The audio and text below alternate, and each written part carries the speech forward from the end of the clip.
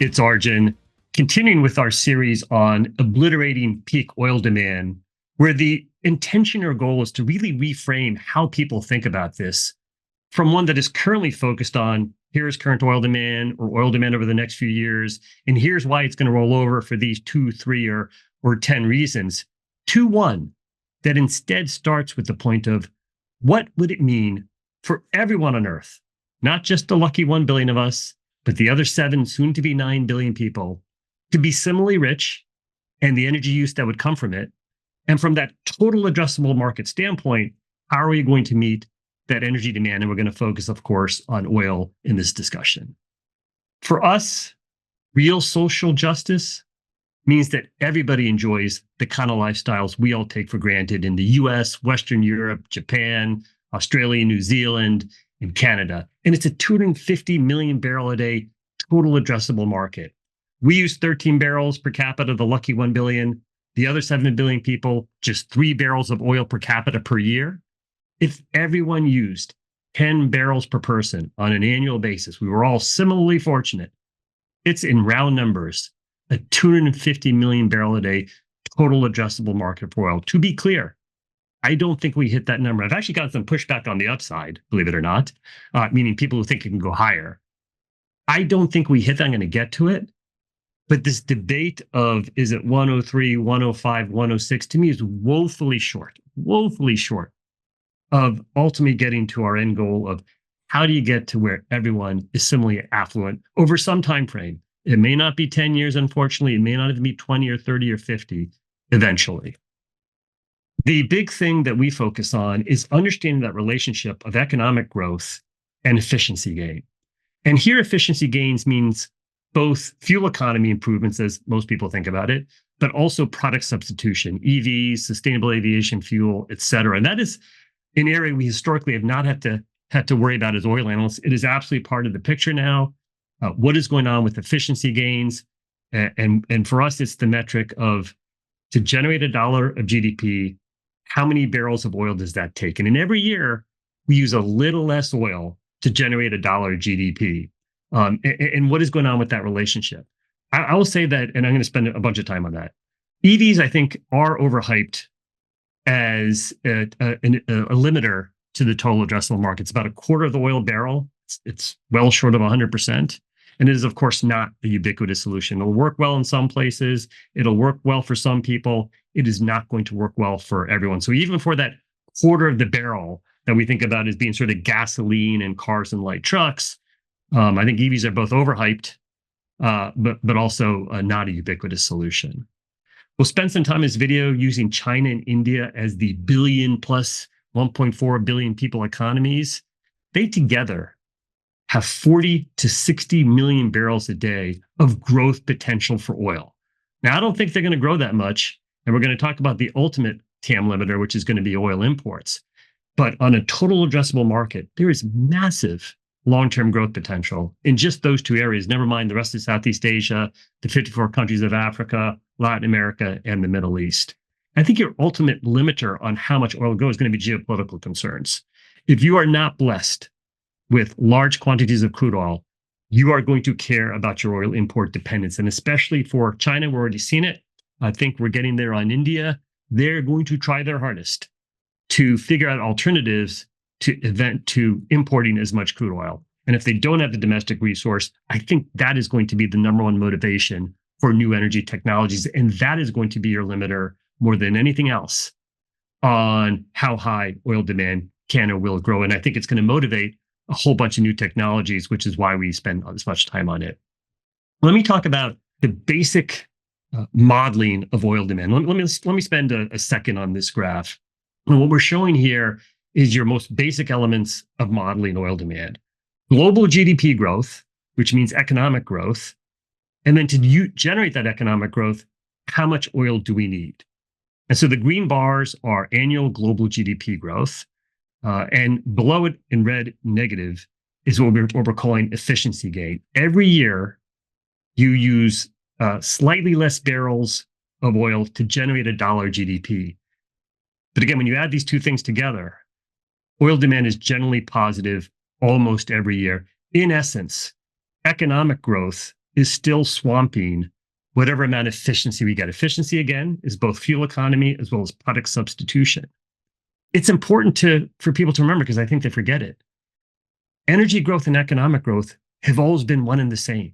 You do not get to have economic growth without adequate energy.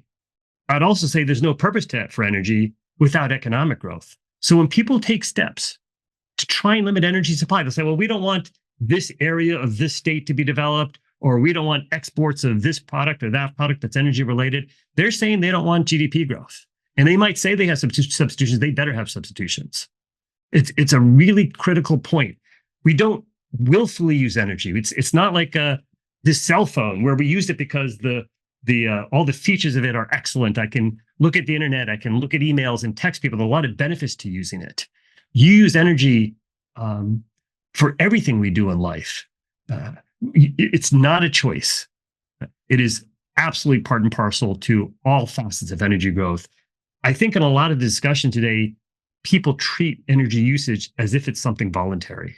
As if you can say, well, I don't want this type of energy, I want this type of energy, when it is a fundamental building block to all forms of economic growth. So if I go back to this graph, I'm going to start with what is Goldman Sachs's kind of trend GDP, global GDP forecast of 2.7%. If you have global GDP of 2.7%, in order for oil demand to even be flat, you would have to have efficiency gains in this red dotted line, of negative 2.6%, meaning the reduction in the amount of barrels we use each year to generate the dollar GDP, it has to be minus 2.6%. And if you just look at this graph, there are very few years where we've even touched that minus 2.6% line. And when we have, generally GDP has been well above 2.7%. It's been 4 or even 5%. Or we've had global recession.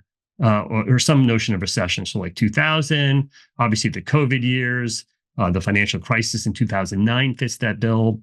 And so the only years where oil demand itself has been negative has been global recession. And the only years where this efficiency gain metric, again, both fuel economy and product substitution, has touched the kind of level that would even imply flat oil demand, you're talking much healthier levels of global GDP. In order for oil demand to start declining, at 2.7%, at 2.7% global GDP, your efficiency gain would have to be minus 3.6%. There's no evidence we're anywhere close to that. Let's just look at the most recent years. Now, we are admittedly coming out of COVID, but efficiency gain has actually been well below even 2% in 2022, 2023, and it's early, but 2024 looks like another year where we're going to be well below even 2%. Never mind 2.6 or 3.6%. Go back to those net zero by 2050 type scenarios, that by 2030, we're calling for something like 30% negative hit to oil demand. What evidence is there that some mixture of fuel economy or product substitution is getting anywhere near that kind of number? Now, those reports came out in 2021, 22, and 23. So even over 7 or 8 years, this efficiency gain would already need to be starting to roll over in a way where you might start getting over that hump of having the efficiency gain overwhelm GDP. We're nowhere close to that. Those scenarios never were based in any sort of reality that we were on track for. And we will monitor this. And we will remain very open-minded to signs that this is changing in a manner that would at least flatten out demand. We see no evidence of it.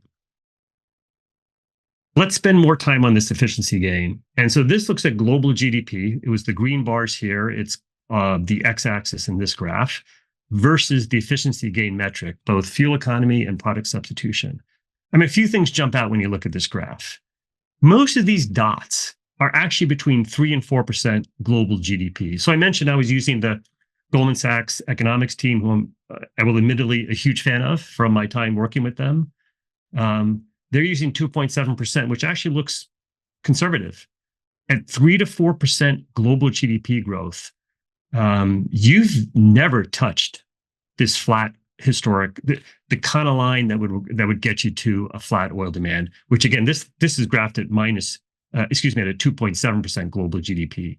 The only years where we have had a larger amount of efficiency gain, you've generally been 4 to 5% on global GDP. And then, of course, we have the financial crisis. We have the global financial crisis here and that recession. I've done this pre-COVID. We've got a long way to go. These things are large, they're slow moving to get to where we might even think oil demand could flatten out. We all know this is US data. It's going to be true for a lot of other regions. Actual fuel economy gains badly lag government standards for fuel economy improvement. In the US, we call that corporate average fuel economy. CAFE is the acronym. You can see for both light cars, excuse me, that's this line, for light trucks and SUVs. We have badly missed those targets. The actual CAGR on miles per gallon is 0.6% over this sort of 20-year period, in contrast to the government mandates, which call for 2 to 4%. Now, admittedly, these CAFE standards are for new vehicle sales. This actual is all the cars that are on the road, so it's a fleet number. So there can be some apples and oranges there, someone will say. It's been 20 years. Shouldn't at some point all the sales that happen in this period and this period and this period have at least started to cause this line to tick up a little bit? Of course, some of this is mix shift from light cars to SUVs. It's one of the big challenges. Cars get heavier every year. It's actually going to be true for electric vehicles as well. They are not lighter than current light ICE cars, as an example. Huge issue. There are policy steps one could take to stop excusing heavier vehicles. I don't think we're on track for that.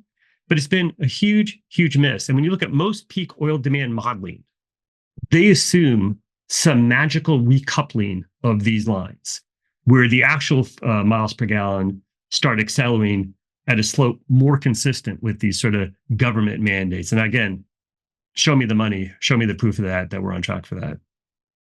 Let's talk about China first and then India in terms of their total addressable market, to really get into this notion of how to think about peak demand with the starting point of what is your total addressable market as opposed to what is current oil demand. So let's first look at, I'm going to use 2022 here for a variety of reasons.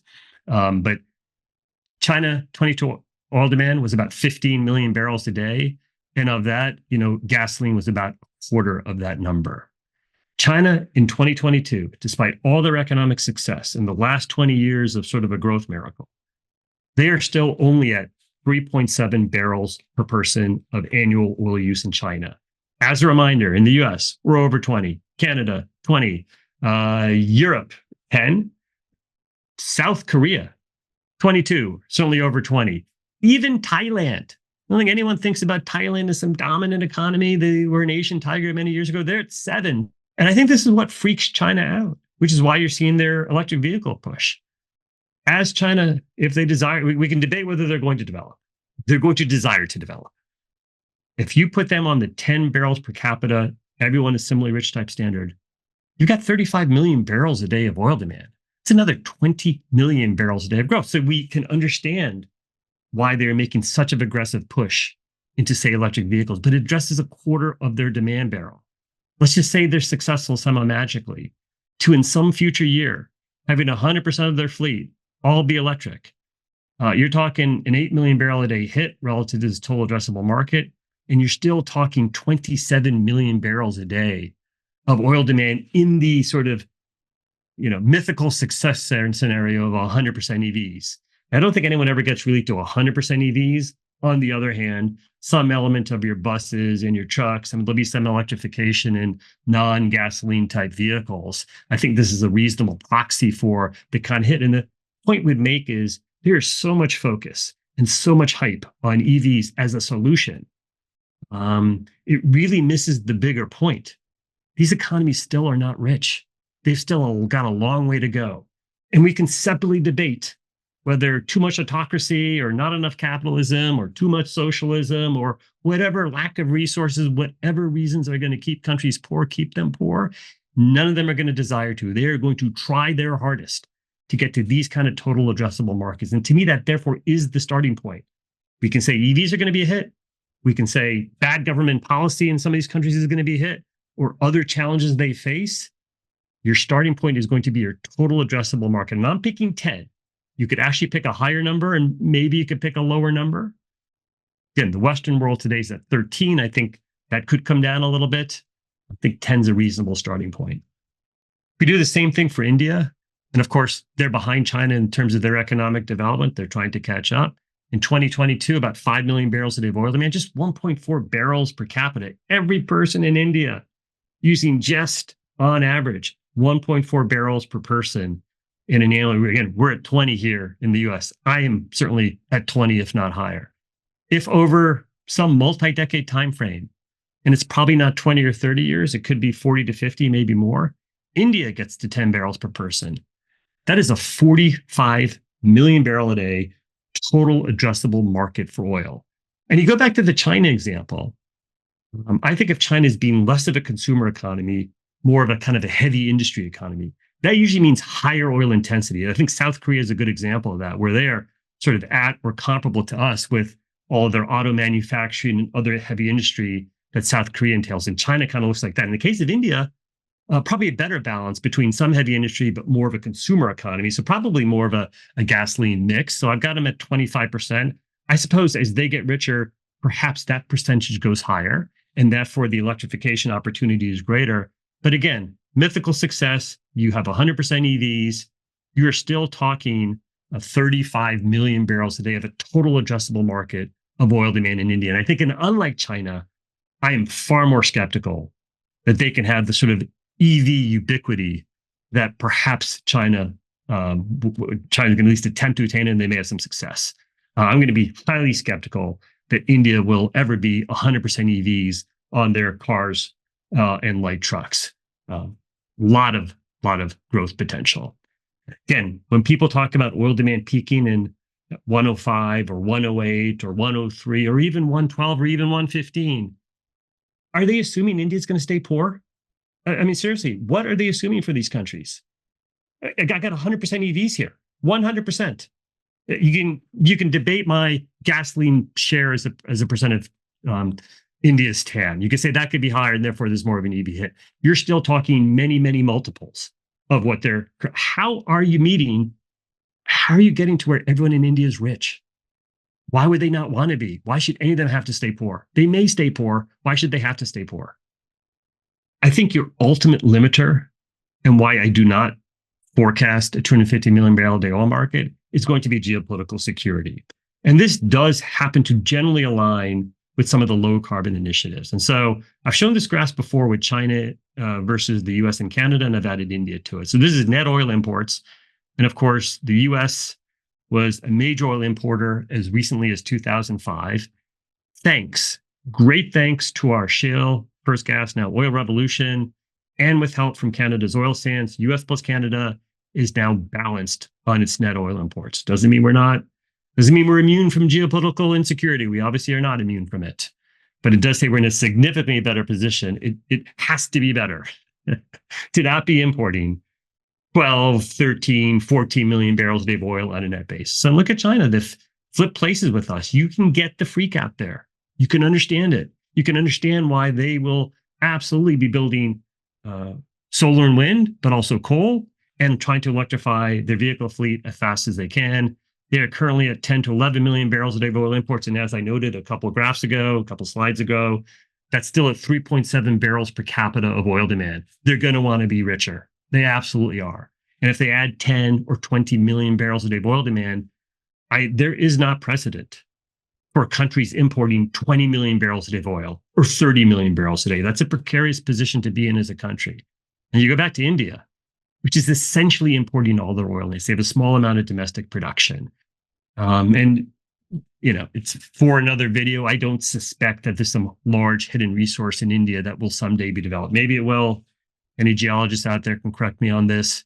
But if India's total addressable market is someday 35 to 45 million barrels a day, they're going to be starting right now to figure out how can we make electric vehicles, sustainable aviation fuel, renewable diesel, and whatever other things I am not imagining now. What other types of substitution products can you have? In India's case, can they somehow avoid the SUVification effect that we have had in the US and limit vehicle weight? I don't know if they're on track to do that or not. There are lots of different policy things that I think they're going to try.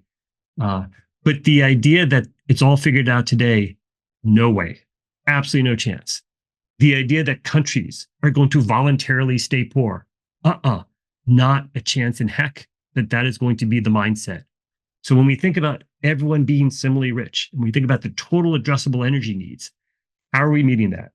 And we're not just going to meet it with oil, but the idea that we know today, here are all the alternatives that can easily and at a low cost and a reliable, secure manner meet the total addressable needs. There's no chance that is true. We know that is not true. I think this is the debate on peak oil versus an everyone's rich kind of market. How do you start thinking about the alternatives? What are the policy steps you can take as a country or as a country to meet your addressable needs? If you're not blessed with oil as we are, or as the Middle East is, and frankly Russia is, how can you do that with other stuff?